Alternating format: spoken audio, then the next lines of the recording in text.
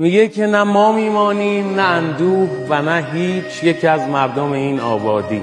به حباب نگران لب یک رود قسم و به کوتاهی آن لحظه شادی که گذشت قصه هم می‌گذرد. آنچنانی که فقط خاطره‌ای خواهد ماند. لحظه ها عریانند، به تن لحظه خود جامه اندوه مپوشان هرگز. زندگی زرکاهی است که کوهش کردیم، زندگی نام نکویی است که خارش کردیم. زندگی نیست به جز نم نم باران بهار، زندگی نیست به جز دیدن یار، زندگی نیست به جز عشق، به جز حرف محبت به کسی، ورنه هر خار و خسی زندگی کرده بسی. زندگی تجربه تلخ فراوان دارد، 2-3 تا کوچه و پس کوچه و اندازه یک عمر بیابان دارد. ما چه کردیم و چه خواهیم کرد در این فرصت کم؟